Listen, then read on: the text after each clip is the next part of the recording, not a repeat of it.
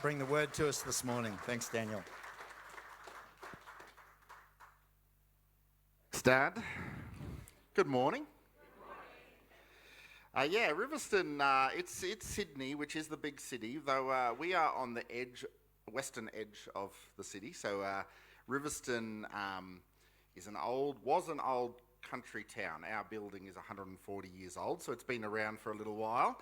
And so Riverstone was an old town. It was a country town, not that different to Mareeba, really. We had the last dairy farmer in the area attending our church when I first started there, but it's been swallowed up by the city. So it's new houses, and so we've been working in that church. It's been, we say, a greater joy than we ever expected, and also much harder than we ever expected.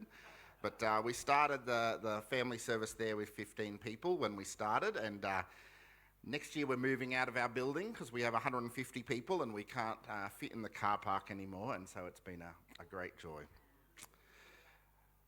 I want to talk a little bit about, less about me and more about the Bible.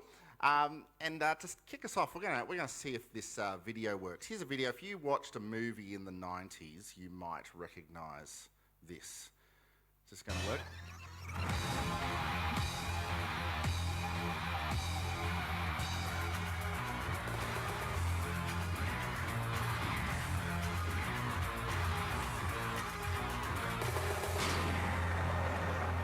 Who remembers that? You've seen that sometime? Yep.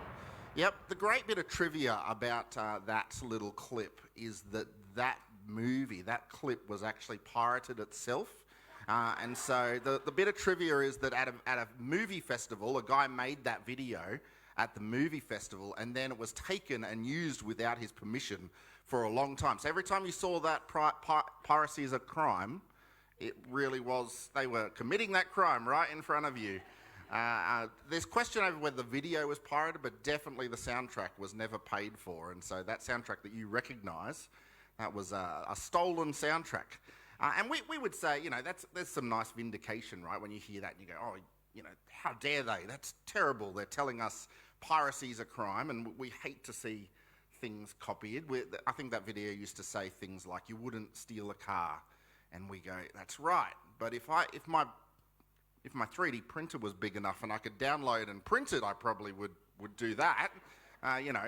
We have this idea of it's okay if we borrow things, but when real theft happens, when we really see things that don't get the credit they're due, we really will feel like that's, when if someone at work takes credit for your work, or someone does something and people give them credit for what you've done, you'll really feel like that's a big problem.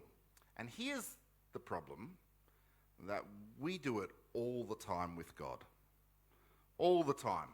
God does great things in our life, and we go, look at me, that was great for me. And so I want to spend this morning talking about a blessing of thanksgiving, which is thinking about how we live lives of thankfulness, trying to make sure we're pointing our hearts and other people's hearts to God and not to ourselves. And so to talk about that, I want to grab one of those. I'm going to spend a bit of time in Genesis 14, a great story there. But before we get into Genesis 14, we got a great passage of blessing in the Bible, one of the big passages of blessing, which is the blessing that is given to Abraham. Genesis chapter 12. We get the blessing of Abraham. I'll put it up on the screen here, but I've broken up into three parts. There's kind of the establishment of the blessing of Abraham, where it says, I will make you a great nation, I will bless you, I'll make you famous, and you will be a blessing to others. And then we see that blessing kind of interacting with other people. We see a blessing living. I will bless those who bless you and curse those who treat you with contempt. And then we get this great blessing unending, which is all families on earth will be blessed through you. If you read the story of Abraham, which originally his name is Abram at this point, if you read that story, almost every chapter of his life in the Bible repeats that blessing.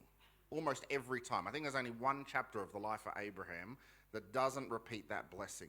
In fact, when we get 2 chapters over to chapter 14 is like a complete echo of that blessing. It's like that blessing played out in Abraham's life.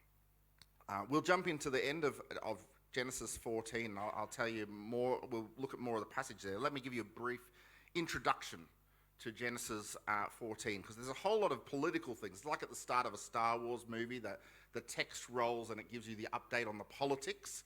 Let me give you the update on the politics that's happening in Genesis 14. I have a picture here. In the area, there's kind of 5 big kings. It's a time when nations didn't really exist, but what existed was big cities, and those cities were kind of a king of the city ruled an area. And so at the top we have these 5 big kings. So we have Tidal. Maybe he's got that name because he's closest to the coast. Tidal. We've got the Ninja Turtle Amraphel. We've got Dwayne Ariok Johnson, and then there's the big guy. This is Kedalama. He's it's like the Dalai Lama, but with more phlegm. You say Kedalama. So Kedalama is the big guy. He's the big city at the north, and these 5 guys have kind of formed a truce there, and they're gathered together, and what they're doing is they're ruling over the cities at the south. So if we see the cities at the south, these are the cities at the south. 4 at the top, 5 cities are ruled at the south. So we have the twin cities that are ruled by Bera and Bersha. That's the infamous Sodom and Gomorrah. So they're the twin cities of Sodom and Gomorrah. We've got Bela, Shemamba, and Shinab. These 5 cities. So what's happening in Genesis 14 is the 4 big kings in the north are ruling over the 5 cities in the south. And they're doing that for 12 years, ruling over them. And so the cities in the south finally get enough of it. They're like, there's 5 of us and only 4 of them. And so they start this revival. They start this rebellion against Kedalama and his crew. And they go and fight them. So in the 13th year, we're told they go and fight the guys in the north. And these 4 guys in the north come down and they just decimate them. The whole of the first half of Genesis 14 is just like telling us they went from this city to this city to this city, made their whole way around to the other side, and just decimates everyone, totally puts that rebellion in its place. But a key thing happens in that story. The key thing is that Abraham, or Abram's nephew, Lot, is kidnapped and taken away with everyone. Up until this point, Abram has been he's a nomad. We get this picture of he's kind of like a sheep farmer. He's a nice guy. He's a peacekeeper. In fact, when he has a discussion with Lot and says, "What land do you want?" and Lot says, "I'd like to live in the best land," Abram, the peacekeeper, says, "Okay, you can have the best land. I'll take the second best land." That's the kind of attitude we've seen of Abraham. This sheep farmer. That's not the picture we get of Abram in this story. Let's pick this up in Genesis 14, verse 14 to 16.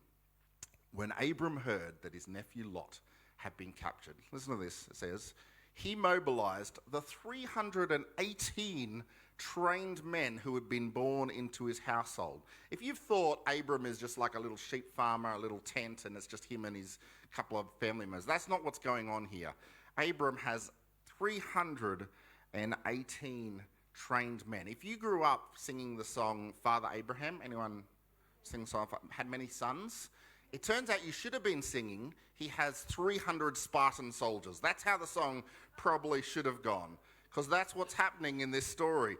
He doesn't just have sons, he has these 318 trained men. You can imagine in this situation, you can imagine Abram calling Kedalama up on his mobile phone and putting on his best Liam Neeson voice, say, "I don't know who you are.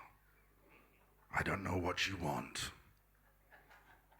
If you're looking for money, I don't have any. What I do have is one specific, powerful God who is a nightmare for people like you. I will look for you. I will find you. And I will destroy you." That is what's happening in this story of Abram and Kedalama. And that's what he does. Abraham turns into Abram-man. When Abraham eats a banana, do you get that reference? The banana man? Maybe not. When Abram eats a banana, he turns into Abram-man. Abraham turns into Abram-man. This is what he does. This is how the story continues. Then he pursued Chedorlaomer's army until he caught up with them at Dan. There he divided his men and attacked during the night. Chedorlaomer's army fled, but Abram chased them as far as Hobah, north of Damascus. Here's what's happened. 5 giant cities in the south could not take down Chedorlaomer, but Abram and his 300 men do. Tells us 2 things. One of them is sometimes loving peace means fighting for it. And that is a reality when we think about how we wrestle as Christians with war. There is a place, the Bible makes it very clear, there is a place for fighting for peace in the right context. But the second thing it tells us very clearly is that God brings the victory. There's a really clear comparison we see later on in the Bible with the story of Gideon. Gideon, if you remember that story, Gideon has 300 men. In fact, Gideon's attack strategy is very similar. They surround the army. Gideon's story, they light lamps and they scream, and it sends the army into disarray and confusion. Here, Abram divides his army and he attacks at night. But what's really clear is that God brings the victory. Where 5 kings and their cities, what they couldn't do, God can do with this small group of men. And I think there's a danger that we see this story and it's a great victory story. What a great strategist Abram must have been, that he could win this battle. That's not what we're told. That's not the way the story plays out for us. It's actually that there's quite a small group. There are nobodies, they're nomads, and they do what 5 kings couldn't do. Why? Because of God. And we have this danger that sometimes, this is what we do, when life is tough, we say, where is God? Where is God while I'm going through this tough time? But then when times are good, this is what we do. We say, gosh, it's lucky I showed up today. I'm pretty good. I've done some pretty good things. When it's bad, we say, where's God? When it's good, we say, look at us. And the reality is God is always in control. He's always there. And we need to remember to thank him, even in the times where we struggle to see the blessings. Even then, the blessings are still there. And so that's the first part of our story, the blessing that Abram's given. You'll become great, you'll be a great nation. That's what he was told. We're going to see that in history much further on. But there's a little glimpse of it in Abram's life at this point. A little glimpse where he gets to act like a king, where he gets to have an army. And so we already see a glimpse of God's blessing coming to work. The second blessing we saw was the blessing living. It was living out that blessing. There were 2 halves to that. The words of that next blessing. Oh, sorry. Have I jumped ahead? I think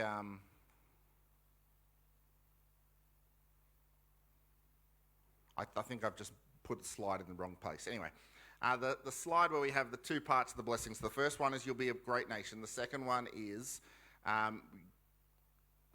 you will bless those who bless you, and God says he'll bless those who bless you and curse those who curse you.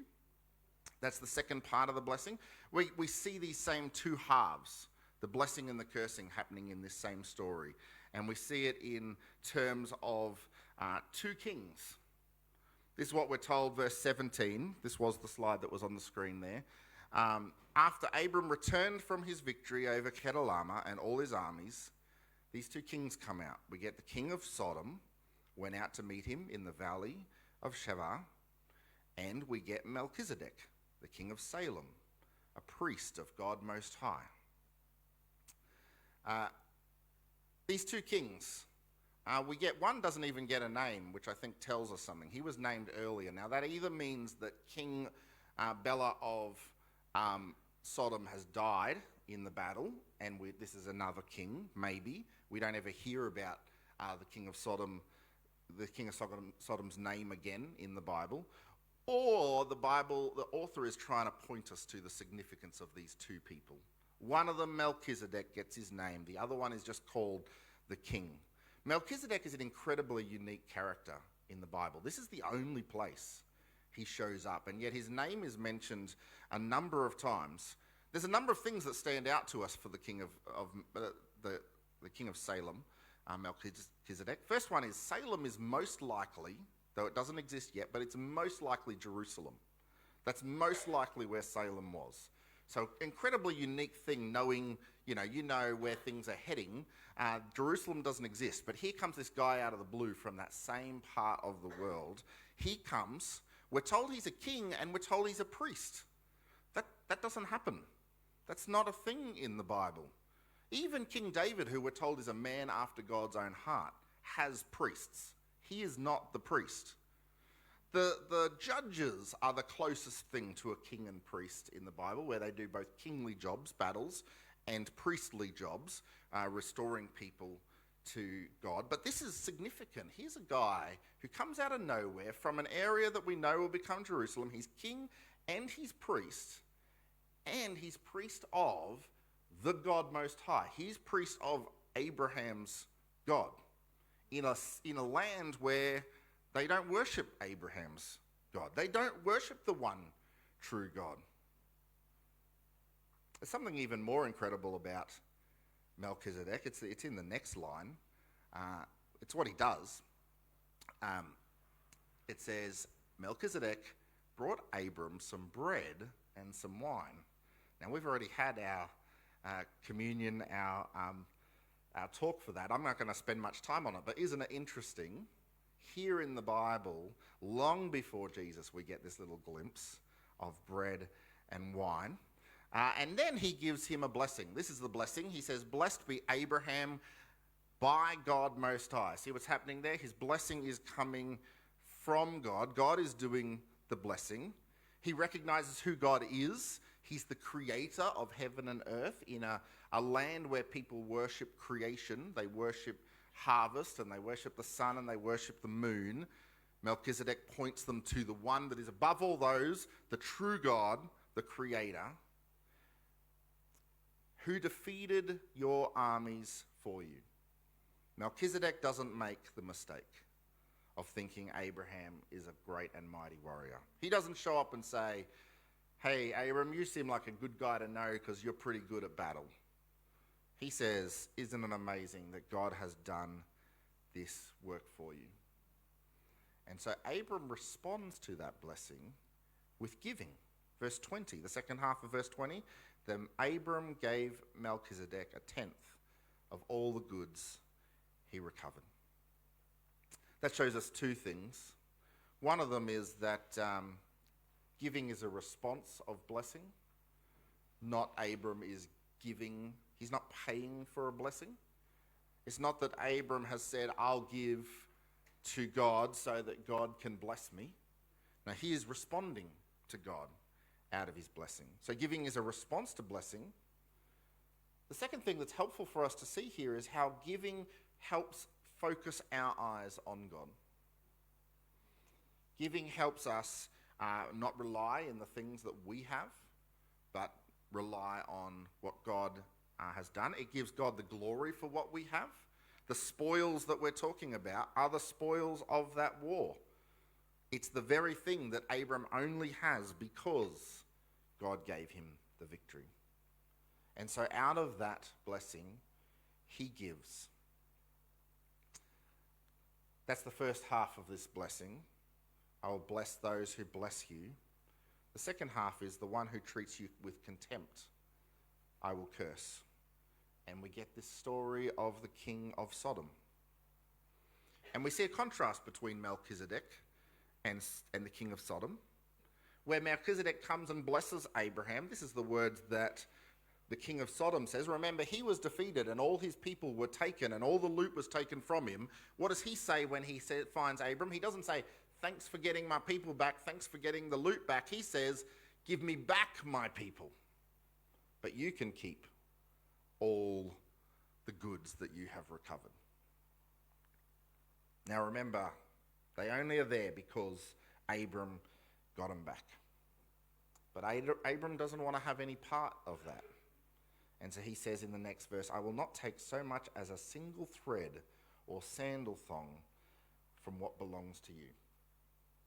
What happens here is Abram does not want to partner himself with people who are not of God.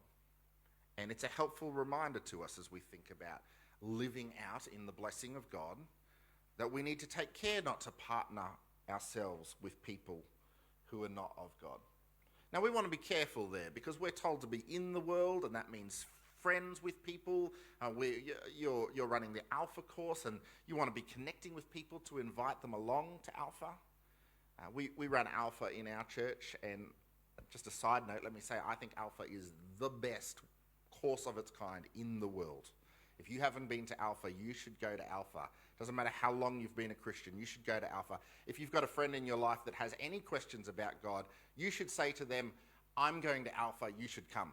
Don't say, go to Alpha. You say, I'm going to Alpha, you should come. That's just my side note, my side plug for Alpha.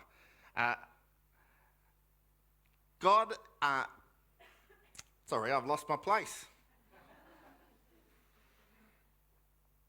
We should be friends with people so that we can invite them to something like Alpha, but we shouldn't partner our lives with people who are not going to point us to a God. We should seek great partnerships with people who are going to lift our eyes to God.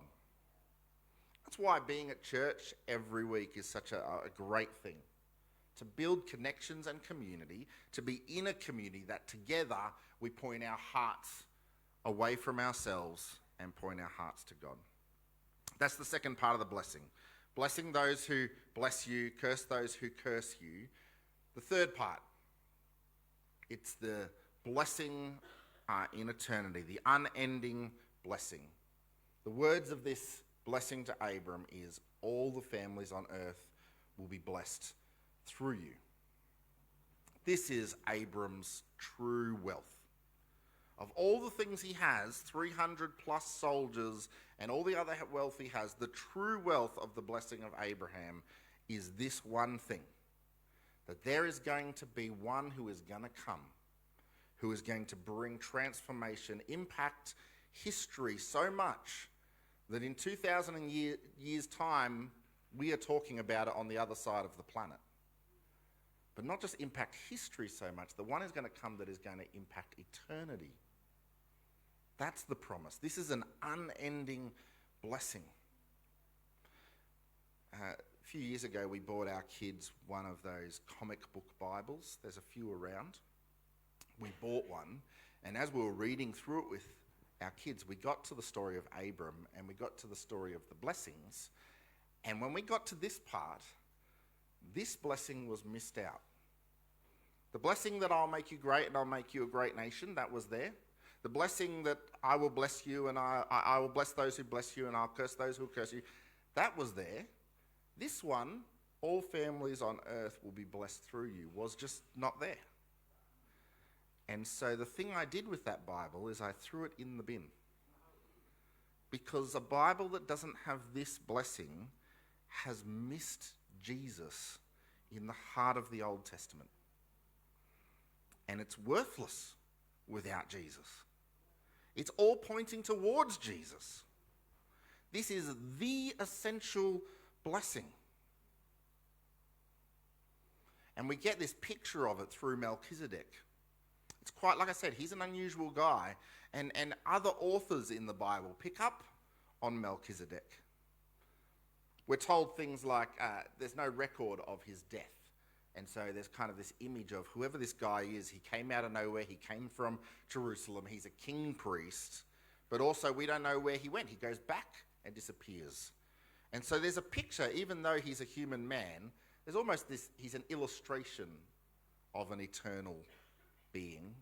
And so we see a little glimpse of Jesus there. King David, greatest king of Israel, a man after God's own heart, he talks about the one who is going to come, the Messiah. This is what Psalm 110 says. He says, "You are a priest forever in the order of Melchizedek." He points out that no matter how great he is, this one that's going to come is even greater than him. Like Melchizedek, he'll have an unending kingdom, is the picture we get there. Later on in the book of Hebrews, the author of Hebrews picks up on Melchizedek, spends quite a bit of time talking about Melchizedek. One of the things he wants to point out is no matter how great people feel like Abraham is, he's the father of faith, no matter how great he is, the author of Hebrews wants to say Melchizedek is even greater. This is Hebrews 7:4. "Consider then how great this Melchizedek was. Even Abraham, the great patriarch of Israel, recognized this by giving a tenth of what he had taken in battle." And the author of Hebrews finishes that chapter, chapter 7, by pointing to Jesus as the eternal one. This is it, verse 24. "But because Jesus lasts forever, his priesthood lasts forever. Therefore he is able once and forever to save those who come to God through him." That is the greatest blessing. Not the blessing of rescuing Lot against 4 army kings, as great as that might have been. The great rescue is a rescue that is available for all people through Jesus. And so as we think about what it is that we might see blessings in our life, and no matter how hard life gets, that blessing remains. The greatest blessing remains. Above and beyond, it gives meaning beyond the hardship that we face. And it's even better than anything we have or could hope for. It's the greatest blessing. Let me finish with this story. Last year I went to a barber. I've been to a few since then, but this one in particular, and sometimes it's hard to tell. This one in particular, I always find interesting journeys as a pastor, sitting at a barber shop and the conversation that you have. But this guy, he came up to me and he said, "What do you want? What haircut do you want?" And I started to tell him, well, the last guy I was with, he did this, and the guy cut me off. And he said, "I don't give a flower." He didn't say flower, just in case you're wondering. He said, "I don't give a flower what the last guy did. You tell me what you want, and I'll make it perfect." That's what he said. And he started cutting my hair, and he had some very floral language. Very floral. The most floral language I've heard in a barber shop. He was, at one point, a song came on, and he was dancing, and he looked around at the other barbers, they weren't dancing, and he said, "Oh, these flowering carnations, they don't know how to party. I know how to party. I'm partying every weekend." And this is how the haircut went for quite some time, until we hit that moment where he asked the question. Do you know the question? What do you do for a living? Yep. And I said, "I'm a pastor of a church." And there was a pause, and then he came down next to me, the mirror's there, and he looked at me in the mirror and he said, "Sorry, what did you say?" And I said, "I'm a pastor of a church." There was another long pause, and then he said, "I am really sorry." And then he did this. He did this to me, and then he did this.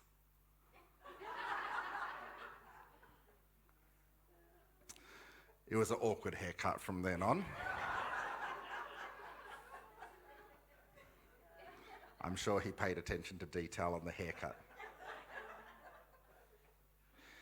Isn't it funny, this idea in our society of how people think about God, that they will live their life as they please, but then they'll have this moment where they need to turn and beg for forgiveness. And it feels like what's happening is there's this idea that people feel like God is kind of just out there ready to get them. The moment there's a weak point where he can get in, he's going to get them. That's not the message of the Bible. The message of the Bible is God is out there to bless them. That he wants to give them that blessing, and the blessing he wants to give them is this eternal blessing. The blessing God wants to give them is life with him. And it's even greater than anything Abraham ever saw in his life. And so we need to live lives of thanksgiving because we can live under that blessing, because we can choose to be in his blessing, that we can receive that gift of life in him. And then we should be giving him glory because he deserves it. For us, even greater glory than Abraham ever got. For us, even more opportunities to be connected with God. And so we should give, like Abraham gave, we should give because of the blessing. We should give back to God because it's good for our hearts to rely on him and be reminded of the good things he has given us. We should give not just thanksgiving, but we should be thanks living. And we should choose him over any worldly partnership that we might be tempted to grab hold of. Because what God offers us is far greater than anything Abraham ever had. Because he is pointing us towards that great eternal blessing. Would you join with me in prayer? Lord God, we thank you that you are a good, mighty, and powerful God. The God who showed up for Abraham when he needed you. And it reminds us of the God who has a plan of salvation far greater than 300 soldiers fighting Chedorlaomer, but a God that has a victory planned for all eternity, that you defeated sin on the cross, and you defeated death at the grave, and now we can live forever in life in you. Amen. Awesome. Thank you, Daniel. What do we